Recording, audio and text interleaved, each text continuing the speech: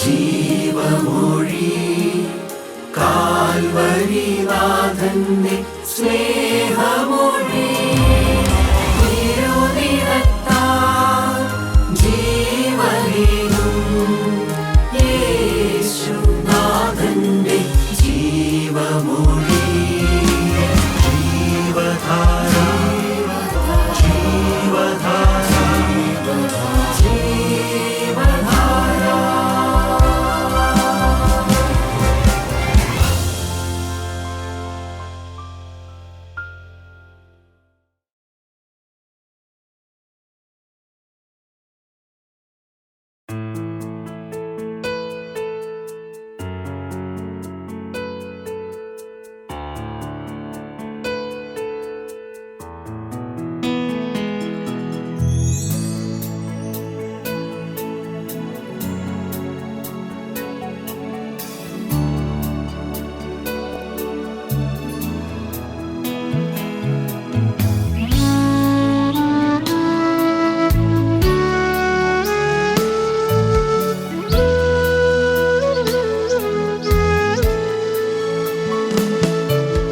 സ്തോത്രം സ്തോത്രം യേശുവേ, സ്തോത്രത്തിനെന്നും യോഗ്യനേ.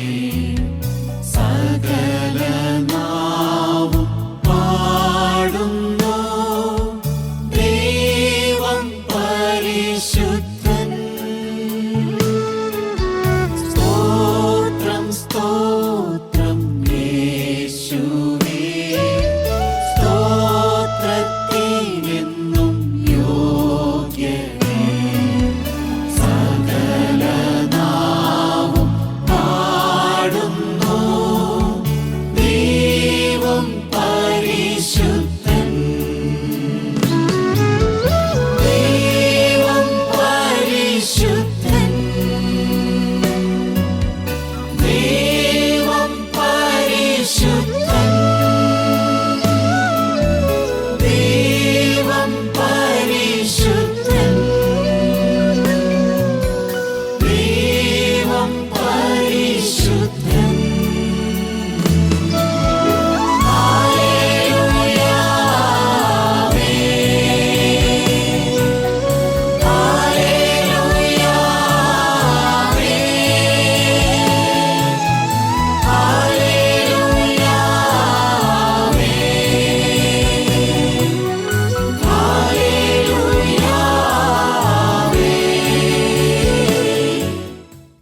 യേശുക്രിസ്തുവിൻ്റെ പരിശുദ്ധമായ നാമം മഹത്വപ്പെടുമാറാകട്ടെ.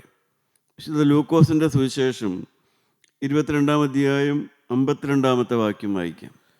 യേശു തൻ്റെ നേരെ വന്ന മഹാപുരോഹിതന്മാരോടും ദേവാലയത്തിലെ പടനായകന്മാരുടെ മൂപ്പന്മാരോടും, ഒരു കള്ളൻ്റെ നേരെ എന്ന പോലെ നിങ്ങൾ വാളും വടിയുമായി പുറപ്പെട്ടു വന്നുവോ?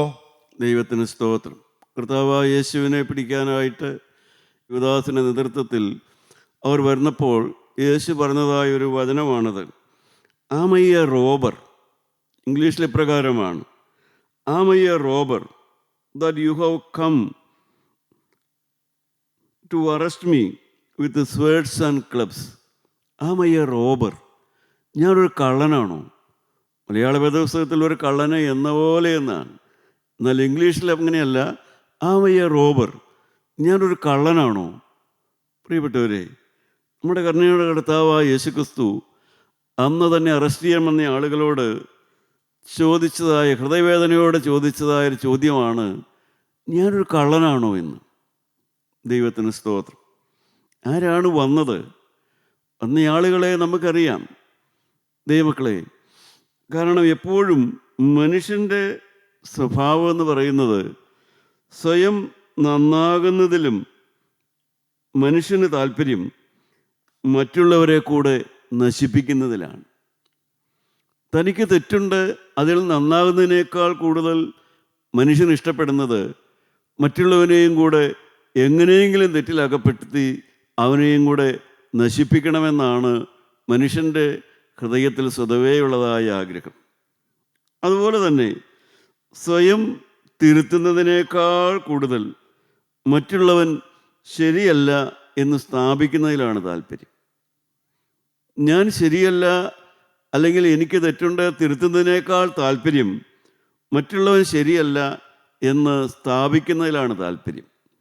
63-ാം സങ്കീർത്തനത്തിൻ്റെ 9-ാമത്തെ വാക്യത്തിൽ നമുക്കിപ്രകാരം വായിക്കാം: എന്നാൽ അവർ സ്വന്തം നാശത്തിനായി എനിക്ക് പ്രാണഹാനി വരുത്തുവാൻ നോക്കുന്നു. ഒരു മനുഷ്യൻ മറ്റൊരു മനുഷ്യന് പ്രാണഹാനി വരുത്താനായിട്ട് നോക്കുകയാണ്. അപമാനം വരുത്താൻ, ഇല്ലാതെയാക്കാൻ, അവനെ ഉന്മൂലമാക്കുവാൻ, അവൻ്റെ പേര് വടക്കാക്കുവാൻ എല്ലാം പരിശ്രമിക്കുന്ന മനുഷ്യൻ. എന്നാൽ സംഭവിക്കാൻ പോകുന്ന എന്താണ്? പരിശ്രമിക്കുന്നവൻ മാത്രമല്ല, അവൻ നശിക്കുകയാണ് ചെയ്യുന്നത്. ആരാണോ പകരം വീട്ടാൻ പോകുന്നത്, ആരാണോ പ്രതികാരം ചെയ്യാൻ ഉദ്ദേശിക്കുന്നത്, അവൻ അൾട്ടിമേറ്റായിട്ട് നശിക്കുന്നുവെന്നാണ് സങ്കീർത്തനക്കാരൻ പറയുന്നത്. പ്രിയപ്പെട്ടവരെ, ഇംഗ്ലീഷിൽ പ്രകാരം പറയും: to understand is difficult, but to judge is easy. എന്നുവെച്ചാൽ ഒരു മനുഷ്യനെ മനസ്സിലാക്കുന്നതിനേക്കാൾ അവൻ്റെ സങ്കടം എന്തുകൊണ്ടാണ്, അവൻ എന്തുകൊണ്ടാണ് അങ്ങനെ സംസാരിച്ചത്, എന്തുകൊണ്ടാണ് അവൻ തളർന്നിരിക്കുന്നത്, എന്തുകൊണ്ടാണ് അവന് ഒന്ന് കയറി വരാത്തത്, ഒരു സ്നേഹം കാണിക്കാത്തത് എന്ന് മനസ്സിലാക്കുന്നതിനേക്കാൾ കൂടുതൽ മനുഷ്യർക്കിഷ്ടം അവന് ശരിയല്ല എന്ന് പറയുന്നതില്ല. അവൻ തെറ്റുകാരനാണ്, അവന് ശരിയല്ല എന്ന് പറയുന്നതാണ് ഇഷ്ടം. ടു അണ്ടർസ്റ്റാൻഡ് ഈസ് ഡിഫിക്കൽട്ട് എന്ന് വെച്ചാൽ മനുഷ്യനെ മനസ്സിലാക്കാൻ പ്രയാസമാണ്, പക്ഷേ ഒരുത്തനെ വിധിക്കാൻ എളുപ്പമാണ്. കാണുന്ന പോലെ, എനിക്ക് ബോധിച്ചതുപോലെ അങ്ങ് വിധിക്കാൻ എളുപ്പമാണ്. അത് തന്നെയാണ് അന്നത്തെ യഹൂദ സമൂഹം ചെയ്തത്. അവർ കർത്താവായ യേശുവിനെ മനസ്സിലാക്കുക എന്നുള്ളതായിരുന്നില്ല അവരുടെ താല്പര്യം. യേശു ദേവാലയത്തിനെതിരാണ്, അവൻ ദൈവദൂഷണം പറയുന്നവനാണ് എന്ന് വിധിക്കുന്നതിലായിരുന്നു അന്നത്തെ യഹൂദന്മാർക്ക് താല്പര്യം മുഴുവനും. അവരാരായിരുന്നു നമുക്കറിയാം. യഥാർത്ഥത്തിൽ അന്നത്തെ യഹൂദന്മാർ, യഹൂദ സഭ പ്രമാണികൾ ദൈവത്തെ പ്രസാദിപ്പിക്കാനെന്നുള്ള പേരിൽ ദേവാലയത്തിൽ കിടന്നും അറിയുന്ന ആളുകളായിരുന്നു. അവരുടെ വ്യക്തിജീവിതത്തിൽ അവർ വിശുദ്ധി അനുഭവിച്ചിരുന്നില്ല, കുടുംബജീവിതത്തിൽ സമാധാനം അനുഭവിച്ചിരുന്നില്ല. ഏതെങ്കിലും കാരണവശാൽ ഭാര്യയെ പിരിച്ചുവിടാൻ ഒരുവൻ അവകാശമുണ്ടോ, അധികാരമുണ്ടോ എന്നുള്ളതായിരുന്നു അവർ കുടുംബജീവിതം നയിക്കുമ്പോൾ തന്നെ അവരുടെ ഉള്ളിൽ പൊങ്ങിവന്ന ഏറ്റവും വലിയ വികാരം അതായിരുന്നു. എങ്ങനെയെങ്കിലും ഭാര്യയെ പിരിച്ചുവിടുവാൻ അധികാരമുണ്ടോ? അതിനുള്ള അധികാരപത്രം അവർ മോശയിൽ നിന്ന് മേടിച്ചിരുന്നുവെന്നാണ് നാം ആ കാലത്തെ അധികാരികളെക്കുറിച്ച് നാം മനസ്സിലാക്കുന്നത്. അങ്ങനെയുള്ള ആളുകളാണ് ഇവിടെ കർത്താവായ യേശുവിനെ പിടിക്കാനായിട്ട് വരുന്നത്.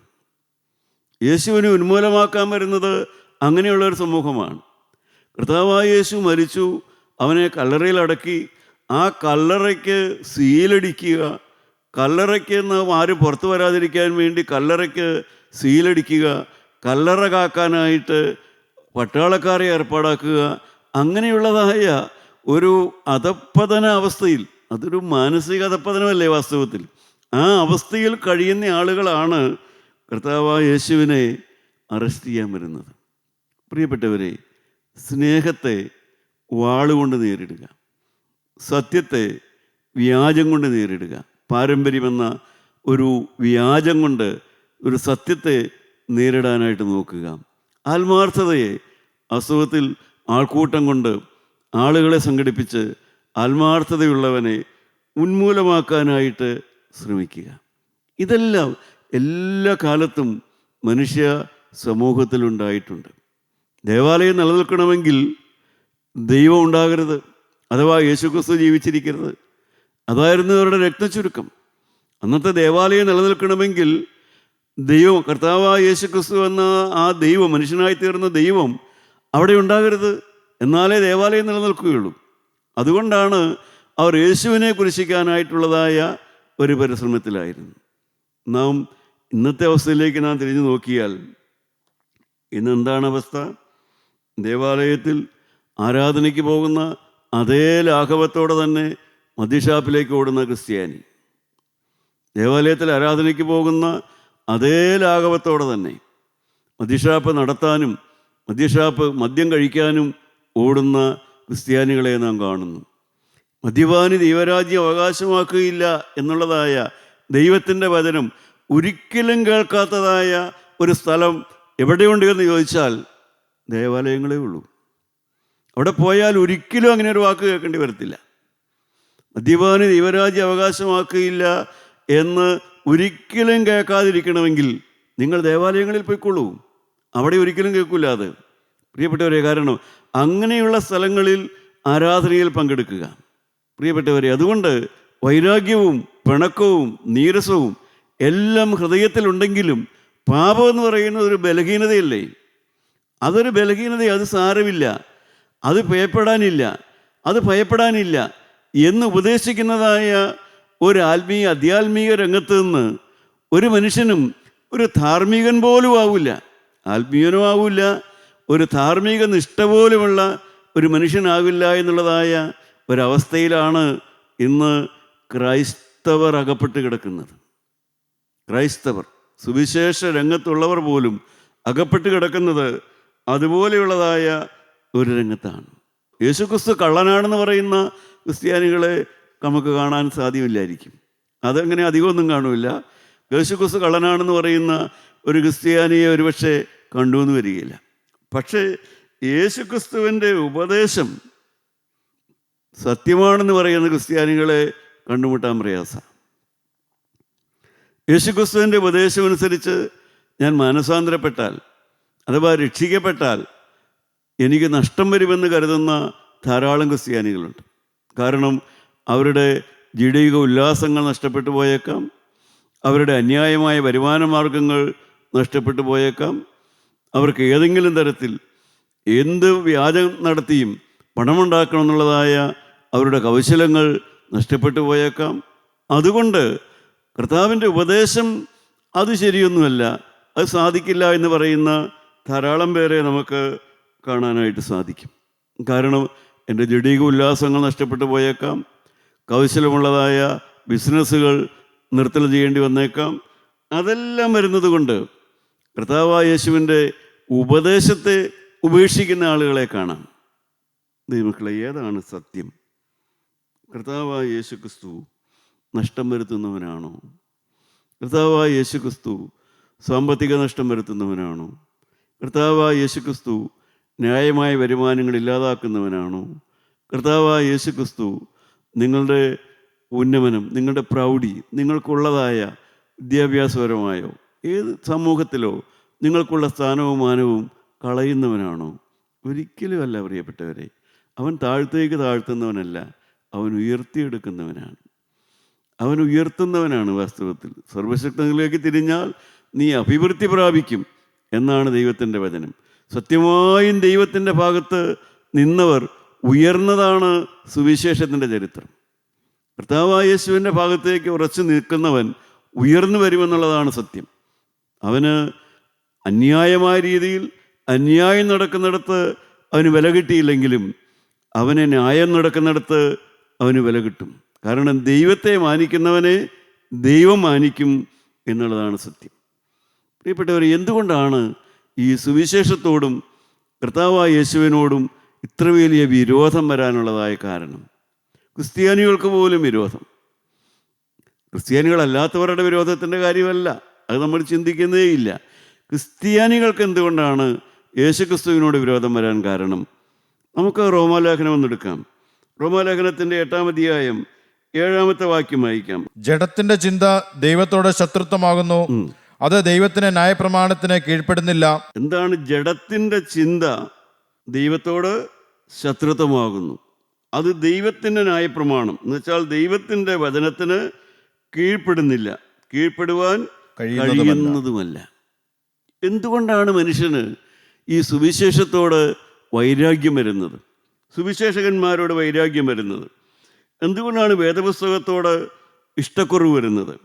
അതിൻ്റെ കാരണമാണ് അവിടെ അപ്പോസ്തലൻ പറയുന്നത്, മനുഷ്യന് വിനയപ്പെടാനൊന്നും മനസ്സില്ല. മനുഷ്യനൊരു ആളത്വമുണ്ട്. അത് പള്ളിയിൽ പോകുന്നതിന് തടസ്സമല്ല, അത് ആത്മീയ രംഗത്ത് പ്രവർത്തിക്കുന്നതിന് തടസ്സമല്ല. അവനൊരകത്തെ മനുഷ്യനുണ്ട്. അത് സ്വയത്തിലൂന്നിയതാണ്, അത് തൻ്റെ ഇടത്തിലൂന്നിയതാണ്, അത് തന്നിഷ്ടത്തിലൂന്നിയതാണ്. അത് ദൈവാത്മാവിനാൽ ഭരിക്കപ്പെടുന്നതല്ല. അതിന് കുരിശിൻ്റെ മഹത്വം അറിഞ്ഞുകൂടാ. കാൽവരിയിൽ യേശു മരിച്ചത് എന്തിനെന്ന് അറിഞ്ഞുകൂടാത്ത ഒരു ആളത്വം ഒരു ക്രിസ്ത്യാനിയുടെ ഉള്ളിലുണ്ട്, ക്രിസ്തീയ സ്ഥാനം വഹിക്കുന്നവരുടെ ഉള്ളിലുണ്ട്, സുവിശേഷകന്മാരുടെ ഉള്ളിലുണ്ട്. ദൈവവചനം പറയുന്നവരുടെ ഉള്ളിൽ പോലും ഉണ്ട് എന്തിനാണ് യേശുക്രിസ്തു കാൽവരിയിൽ മരിച്ചത് എന്നുള്ളതിൻ്റെ ആ മർമ്മം അറിയാൻ മേലാത്ത ആളുകളുണ്ട്. അവരാണ് ജഡസ്വഭാവം ഉള്ള ക്രിസ്ത്യാനി. അവൻ ആത്മസ്വഭാവമല്ല, അവൻ്റെ ജഡസ്വഭാവമാണ് മുന്നിൽ നിൽക്കുന്നത്. ആ ജഡസ്വഭാവമുള്ളവർക്ക് എപ്പോഴും ദൈവത്തോട് ശത്രുത്വം ഉണ്ടായിരിക്കും. എപ്പോഴും ദൈവത്തോട് ശത്രുത്വമായിരിക്കും. ദൈവത്തോട് മാത്രമല്ല, മറ്റു മനുഷ്യരോടും അവർക്ക് ശത്രുതയുണ്ടായിരിക്കും. കർത്താവ് മലപ്രസംഗത്തിൽ പറഞ്ഞു, മത്തായിയുടെ സുവിശേഷം 5-ാം അധ്യായത്തിൻ്റെ 26-ാമത്തെ വാക്യം നമുക്ക് വായിച്ചു നോക്കാം. ഒടുവിലത്തെ കാശുപോലും കൊടുത്തു തിരുവോളം നീ അവിടെ നിന്ന് പുറത്തു വരികയില്ലെന്ന് ഞാൻ സത്യമായിട്ട് നിന്നോട് പറയുന്നു. പ്രിയപ്പെട്ടവരെ, മനുഷ്യബന്ധങ്ങളെക്കുറിച്ച് കർത്താവ് പറയുകയാണ്. ദൈവത്തോടുള്ള ബന്ധവും മനുഷ്യനോടുള്ള ബന്ധവും ശരിയാക്കാൻ താല്പര്യമില്ലാത്ത ധാരാളം ക്രിസ്ത്യാനികളുണ്ട്. നിരപ്പാകാൻ മനസ്സില്ലാത്ത ധാരാളം ക്രിസ്ത്യാനികളുണ്ട്. ഒരേ ദേവാലയത്തിൽ പോകുന്നു, ഒരേ വീട്ടിൽ പാർക്കുന്നു, ഒരേ കട്ടിലിൽ ഉറങ്ങുന്നു, ഒരേ പന്തിയിൽ ആഹാരം കഴിക്കുന്നു, പക്ഷേ ഒരേ കൂട്ടായ്മയിൽ പ്രവർത്തിക്കുന്നു, ഒരേ സ്റ്റേജിൽ ദൈവത്തിൻ്റെ വചനം പറയുന്നു, ഒരുമിച്ചിരുന്ന് പാട്ട് പാടുന്നു, എല്ലാം ഒരുമിച്ചാണ്. പക്ഷേ ഹൃദയം കൊണ്ട് ചേരുവാനുള്ള മനസ്സില്ല. ഹൃദയം കൊണ്ട് ചേരുവാനുള്ള മനസ്സില്ല. അനൈക്യം, ഐക്യക്കുറവ്, ഇഷ്ടക്കുറവ്, നീരസം മുഴച്ചു നിൽക്കുന്ന ക്രിസ്ത്യാനികളുണ്ട്. അവർക്ക് ദൈവത്തോട് ശത്രുത്വം ഉണ്ടായിരിക്കും. അവരെക്കുറിച്ചാണ് കരുണയുള്ള കർത്താവ് തന്നെ മലപ്രസംഗത്തിൽ പറയുന്നത്. 5-ാം അധ്യായത്തിന് 24-25 വാക്യം നമുക്ക് വായിച്ചു നോക്കാം. സഹോദരൻ നിന്റെ നേരെ വല്ലതുമുണ്ടെന്ന് അവിടെ വെച്ച് ഓർമ്മ വന്നാൽ നിന്റെ വഴിപാട് അവിടെ യാഗപീഠത്തിന് മുമ്പിൽ വെച്ചേച്ച് ഒന്നാമത് ചെന്ന് സഹോദരനോട് നിരന്നുകൊള്ളുക, പിന്നെ വന്ന് നിന്റെ വഴിപാട് കഴിക്കുക. പ്രിയപ്പെട്ടവരെ, ഈ ദൈവാലയം ദൈവം നിയമിച്ചതാണ്. ആരാധനാ രീതിയും ദൈവം നിയമിച്ചതാണ്. ക്രൈസ്തവൻ്റെ ആരാധനാ സ്ഥലവും ആരാധനാ രീതിയും ദൈവം നിയമിച്ചത് ഒരു മനുഷ്യന് തന്നെത്താൻ ശോധന ചെയ്യാനുള്ള ഒരു സ്ഥലമായിട്ടാണ്. അതൊരു ചടങ്ങ് സ്ഥലമായിട്ടല്ല. ക്രൈസ്തവൻ്റെ ആരാധനാ സ്ഥലം ചില കർമ്മങ്ങൾ നടത്താനുള്ള സ്ഥലം മാത്രമായിട്ടല്ല, ചില ചടങ്ങുകൾ ആചരിക്കാനുള്ള സ്ഥലമായിട്ടല്ല. അവിടെ ആരാധന നടത്തുന്നവനും ആരാധനയ്ക്ക് ചെല്ലുന്നവനും ഉണ്ടാകുന്നത് ശരിയായി ഞാൻ ആരാണെന്ന് മനസ്സിലാക്കാനുള്ളതായ ഒരു ബോധമാണ് അവിടെ ഉണ്ടാകുക. ഞാൻ എങ്ങനെയുള്ള മനുഷ്യനാണ്, ഞാൻ ഏത് പ്രവൃത്തികൾ, ഞാൻ ചെയ്യുന്ന പ്രവൃത്തി എങ്ങനെയുള്ളതാണ്, എൻ്റെ ഹൃദയം എങ്ങനെയുള്ളതാണ് എന്ന് ചിന്തിക്കാനുള്ളതായ ഒരു സുബോധമുള്ള സ്ഥലമാണ് ക്രൈസ്തവൻ്റെ ആരാധനാ സ്ഥലമെന്നാണ് ദൈവം നിശ്ചയിച്ചിരിക്കുന്നത്. അങ്ങനെയുള്ളവന് സത്യമായും ആരാധനയ്ക്ക് ചെല്ലുമ്പോൾ അവൻ്റെ ഹൃദയത്തിൽ നിന്ന് തന്നെ അവന് ബോധ്യം വരും, ഞാനും എൻ്റെ സഹോദരനുമായി നിരപ്പല്ല, ഞാനും എൻ്റെ പങ്കാളിയുമായി നിരപ്പല്ല, ഞാനും എൻ്റെ ഭവനത്തിലുള്ളവരുമായി ഐക്യത്തിലല്ല, ചേർച്ചയിലല്ല. ആ ബോധം വരുമ്പോൾ തുടർന്ന് പിന്നെ ആരാധന തുടർന്നുകൊണ്ടിരിക്കുകയല്ല വേണ്ടത്, ആദ്യം തിരുത്തുകയാണ് വേണ്ടത്. ആദ്യം അവൻ തിരുത്താൻ തയ്യാറാണ്, നിരപ്പാകാൻ തയ്യാറാണ്. അവൻ അവിടെ വെച്ച് ഓർമ്മ വന്നാൽ, എന്നാണ് നാം വായിച്ചത്, അവൻ ആ വഴിപാട് കഴിക്കുന്ന സ്ഥലത്ത് അവന് ഓർമ്മ വന്നാൽ അവൻ എന്ത് ചെയ്യണം? നിന്റെ വഴിപാട് അവിടെ യാഗപീഠത്തിന് മുമ്പിൽ വെച്ചേച്ച് ഒന്നാമത് എന്ന സഹോദരനോട് നിരന്നുകൊള്ളുക, പിന്നെ വന്ന് നിന്റെ വഴിപാട് കഴിക്കുക. ഓർമ്മ വരുമ്പോൾ പിന്നെയും തിരുത്താതെ ആരാധന കഴിക്കുന്നത് കൊണ്ട് ഒരുവനും ദൈവരാജ്യം കിട്ടുമൊന്നുമില്ല, ഒരുവനും പാപക്ഷമ കിട്ടുമൊന്നുമില്ല, ഒരുവനും ആത്മാവിൽ സമാധാനം കിട്ടുകയില്ല. ആരാധനയ്ക്ക് പോയി, ദേവാലയത്തിൽ പോയി, പ്രാർത്ഥനയോഗത്തിന് പോയി, പ്രസംഗിച്ചു, അതുകൊണ്ട് മാത്രമൊന്നും ആർക്കും ആത്മീയമായ അഭിവൃദ്ധി ഉണ്ടാകുന്നില്ല. ആത്മീയ അഭിവൃദ്ധി ഉണ്ടാകണമെങ്കിൽ മനുഷ്യനോട് നിരപ്പാകണം, ദൈവത്തോട് നിരപ്പാകണം. ഒരു ശുദ്ധമായ ഒരു മനസാക്ഷി എന്ന് വെച്ചാൽ ജീവനുള്ള ദൈവത്തിൻ്റെ ആത്മാവിനാൽ ഭരിക്കപ്പെടുന്ന ഒരു മനസാക്ഷിയുള്ളവന് ഒരു ദേവാലയത്തിൽ ആരാധന കഴിക്കുമ്പോൾ തന്നെ അവന് മനുഷ്യനോട് നിരപ്പാകണമെന്നുള്ളതായ ബോധമുണ്ടാകും. നാം എന്താണ് വായിച്ചത്? നീ പ്രതിയോഗിയോടുകൂടെ 25-ാമത്തെ വാക്യം, നിന്റെ പ്രതിയോഗിയോടുകൂടെ വഴിയിലുള്ളപ്പോൾ തന്നെ വേഗത്തിൽ അവനോട് ഇണങ്ങിക്കൊള്ളുക, അല്ലാഞ്ഞാൽ പ്രതിയോഗി നിന്നെ ന്യായാധിപനും ന്യായാധിപൻ ചേവകനും ഏൽപ്പിച്ചിട്ട് നീ തടവിലായി പോകും. പ്രിയപ്പെട്ടവരെ, എത്രയും വേഗം വഴിയിലുള്ളപ്പോൾ തന്നെ, ഈ ഭൂമിയിൽ ജീവിച്ചിരിക്കുന്ന കാലത്ത് തന്നെ എല്ലാവരോടും നിരപ്പ് പ്രാപിക്കണം. ഓരോ ദിവസവും നാം എല്ലാവരോടും നിരപ്പിലാണോ എന്ന് നാം ചിന്തിച്ച് നോക്കണം. അല്ലെങ്കിൽ നീ തടവിലായി പോകും. ഏതാണ് തടവ്? മനുഷ്യരോട് കയ്പ് വരുന്നാൽ വരാവുന്ന തടവുകൾ ഏതൊക്കെയാണ്? ഒരുപക്ഷെ നിങ്ങൾക്ക് ഏതെങ്കിലും രോഗത്തിൽ നിങ്ങൾ പിടിപെട്ടെന്നിരിക്കാം. അല്ലെങ്കിൽ നിങ്ങൾ ഏതെങ്കിലും രംഗത്ത് പരാജയപ്പെട്ടെന്നിരിക്കാം. ആ രോഗം മാറണമെങ്കിൽ, ആ തടവിൽ നിങ്ങൾ പുറത്തു വരണമെങ്കിൽ നിങ്ങൾ മനുഷ്യരോട് നിരപ്പാകണം. അല്ലെങ്കിൽ നിങ്ങൾ ഒരിക്കലും ആ രോഗത്തിൽ നിന്ന് പുറത്തു കിടക്കുകയില്ല. സഹോദരീ സഹോദരന്മാരെ, സുവിശേഷം നമ്മളെ സത്യത്തിലേക്കാണ് നടത്തുന്നത്. സുവിശേഷം നമ്മളെ സ്നേഹത്തിലേക്കാണ് നടത്തുന്നത്. നിങ്ങൾ ഏതെങ്കിലും ഒരു പ്രതിസന്ധിയിൽ തടവിൽ കിടക്കുകയാണോ എങ്കിൽ നിങ്ങൾ ശാന്തമായി ചിന്തിക്കണം. നിങ്ങൾക്ക് ആരോടെങ്കിലും വിരോധമുണ്ടോ? ആരോടെങ്കിലും പിണക്കമുണ്ടോ? ആരോടെങ്കിലും ഇഷ്ടക്കുറവുണ്ടോ? ആരോടെങ്കിലും നിങ്ങൾക്ക് ഹൃദയത്തിൽ കയ്പ് കിടക്കുന്നുണ്ടോ? മരണനാഴികയിൽ പോലും ക്യാൻസർ രോഗം വന്ന് അതിവേദനപ്പെടുന്ന ഭാര്യ IC യൂണിറ്റിൽ കിടക്കുമ്പോൾ അതിൻ്റെ പുറത്ത് നിന്നുകൊണ്ട്, എൻ്റെ ഭാര്യ ഇതുവരെയും അവളുടെ വീട്ടിൽ നിന്ന് കൊണ്ടുവന്ന അലമാരി എന്നെ തുറന്നു കാണിച്ചിട്ടില്ല, ആ അലമാരിയിൽ എന്തോരും സ്വർണ്ണമുണ്ടെന്ന് കാണിച്ചിട്ടില്ല എന്നൊക്കെ പരിവേദനം പറയുന്ന ഭർത്താക്കന്മാരെ കണ്ടിട്ടുണ്ട്. അകത്ത് ഭാര്യ ക്യാൻസറിൻ്റെ അതിവേദനയിൽ കഴിയുമ്പോൾ സ്വത്തിനെക്കുറിച്ചും ഭാര്യ കൊണ്ടുവന്ന സ്വർണത്തെക്കുറിച്ചെല്ലാം പരിഭവം പറയുന്നവർ ഭർത്താക്കന്മാരെ കണ്ടിട്ടുണ്ട്. ക്രിസ്ത്യാനികളാണവർ. പ്രിയപ്പെട്ടവരെ, എന്തുകൊണ്ടാണ് ഈ തടവ്? എന്തുകൊണ്ടാണ് ഈ മാറാത്ത രോഗങ്ങൾ? എന്തുകൊണ്ടാണ് പരിഹാരം വരാത്ത രോഗങ്ങൾ? ഒരു ക്യാൻസർ രോഗം വരുമ്പോൾ, ഒരു പ്രതിസന്ധിയിലാകുമ്പോൾ, ഒരു മാറാരോഗം വരുമ്പോൾ ഉടനെ ഒരു കുടുംബം ഇങ്ങനെയാണ് ആ രോഗത്തിൽ നിന്ന് പുറത്തു കിടക്കാൻ എന്താ ചെയ്യേണ്ടതെന്ന് അറിഞ്ഞുകൂടാത്തവരാണ് അനേക ക്രൈസ്തവ സഹോദരിമാർ. ഉടനെ ഡോക്ടറെ കണ്ട് ചികിത്സിക്കാം, അത് തെറ്റില്ലാത്ത കാര്യമാണ്. പക്ഷേ അതുകൊണ്ട് മാത്രം സൗഖ്യം വരണമെന്നില്ല. സൗഖ്യം വരണമെങ്കിൽ ആദ്യം ഭവനത്തിലുള്ളവരുമായി നിരപ്പാകണം. ഭാര്യയും ഭർത്താവും തമ്മിൽ നിരപ്പാകണം. അവർ തമ്മിൽ സംസാരിക്കണം. ഇത്രയും കാലത്തെ ജീവിതത്തിനിടയ്ക്ക് വന്നുപോയ വാക്കുകൾ, പ്രവൃത്തികൾ ഇത് മനസ്സിലാക്കിയിട്ട് തിരുത്താൻ തയ്യാറാകണം. സ്വന്തം മാതാപിതാക്കന്മാരോട് ക്ഷമ ചോദിക്കാൻ തയ്യാറാകണം. മക്കളോട് ക്ഷമ ചോദിക്കാൻ തയ്യാറാകണം. സഹോദരീ സഹോദരന്മാരോട് ക്ഷമ ചോദിക്കാൻ തയ്യാറാകണം. കയ്പ് ഹൃദയത്തിൽ വെച്ചുകൊണ്ട് ചികിത്സിച്ചാലോ പ്രാർത്ഥിച്ചാലോ പ്രയോജനമില്ല. തടവിൽ കിടക്കുകയുള്ളൂ. തടവിൽ നിന്ന് പുറത്തു വരികയില്ല എന്നാണ് നാം ഇവിടെ കർത്താവിൻ്റെ വചനത്തിലൂടെ നാം വായിച്ചു കേട്ടത്. ഒടുവിലത്തെ കാശ് പോലും കൊടുത്തു തീരുവോളം.